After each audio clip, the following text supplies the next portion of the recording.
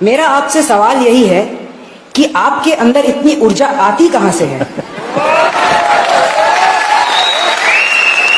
हमें पता है कि आप योगा करते हैं, लेकिन आप हमें यह बताएं कि यह ऊर्जा हम भी अपने लाइफ में यूज करके देश हित के लिए आगे हम यूज करके अपनी देश हित के लिए काम कर सकें आपकी यह ऊर्जा से।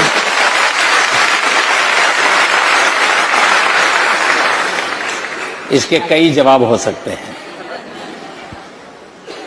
एक तो जवाब अगर मुझे हंसी खुशी की शाम के रूप में देना है तो मैं ये कह सकता हूं कि मैं पिछले 2 दशक से करीब करीब 20 साल से डेली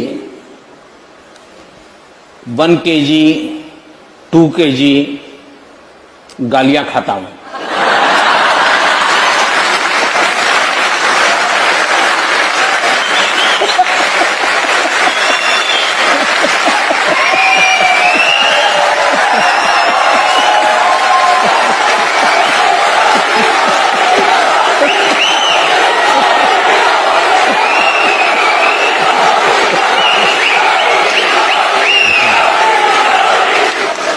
लेकिन सीधी सीधी बात मैं बताता हूं सरल। एक पुरानी शायद घटना आपने सुनी होगी कि कोई तीर्थ स्थान था एक पर्वतमाला पर,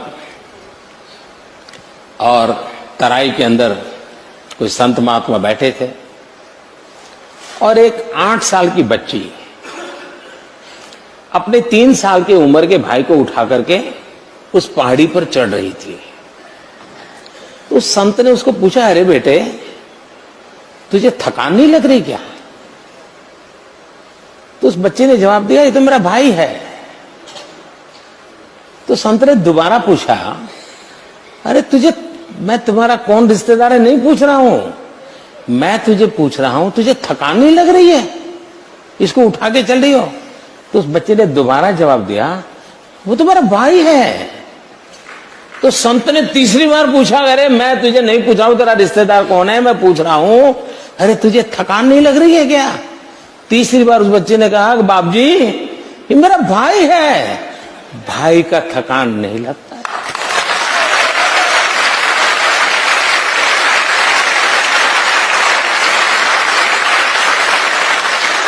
मेरे लिए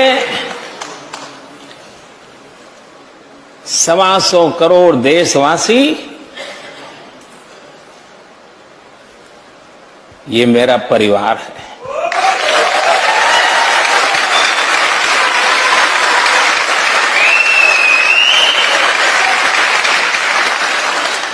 जिस पल आप अपने जीवन में देख लीजिए, जहां पर आप अपनापन अनुभव करते होंगे, कितने ही थक करके आए होंगे, सोने का मन करता होगा, शरीर साथ नहीं देता होगा, लेकिन टेलीफोन आ जाए कि आपके भतीजे को कुछ हुआ है, अस्पताल है, सारी थकान मिट जाती है। स्कूटर लेकर के आप भागते हैं, रात भर उसकी सेवा में लगे रहते हैं। क्यों? आपका अपना है, थकान मिट जाती है, आप स्वयं जुट जाते हैं। मेरी जिंदगी भी हर पल शरीर का धर्म करता ही है, लेकिन उसी पल मुझे ध्यान में कोई अपनों के लिए, कभी त्रिपुरा से कोई खबर, कभी केरल से कोई खबर, कभी दिल्ली से कोई खबर, तो फिर मन करता है, अरे उठो यार, चलो दौड़ो।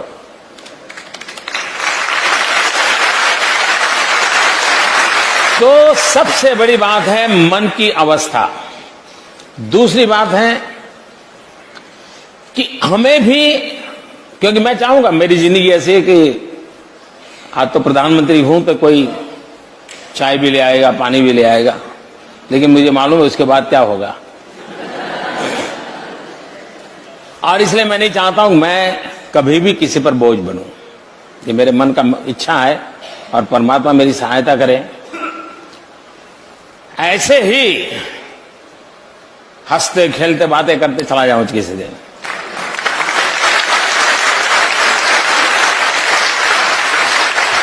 जिंदगी में किसी पर बोझ न बनूं, और इसलिए शरीर को जितना फिट रख सकता हूं, शरीर से जितना काम ले सकता हूं, जितने नियमों का पालन कर सकता हूं, जितना भी मैं सीख पाया हूं, उसको मैं जीने का प्रयास करता हूं। और मैं सभी नौजवानों से कहना चाहूंगा कि विरासत में बहुत कुछ मिल सकता है, लेकिन अपने आप को फिट रखना, ये अपने माँ बाप की विरासत के ऊपर भरोसा नहीं रख सकते, वो आपको अपने आप करना पड़ता है जी। वो विरासत में आपको ऊंचाई दे सकते हैं, विरासत में चमड़ी का कलर दे सकते हैं, विरासत में बढ़िया आंखें दे सकते हैं, नाक नक्शे दे सकते हैं, लेकिन भीतर की तबीयत तो आपको संभालनी ही होती है। और मेरा अनुभव कहता है कि एक डिटैचमेंट जो होता है वो अपने आप एक बहुत बड़ी ताकत होता है। और दूसरा, नियमों से जिंदगी जीने से आप जिस काम के लिए निकले हो उस काम के लिए अपने आप को योग्य बना सकते हो। हमने जहां है वहां किसी पर बोझ नहीं बनना चाहिए। हो सके उतना हमने जीवन ऐसा जीना चाहिए कि कभी किसी पर बोझ न बने। और ये फिटनेस मंत्र तो आपने दे ही दिया कि फिटनेस विरासत में नहीं मिलती। हाँ ये तो आपने यूज खुद ही करनी पड़ती है।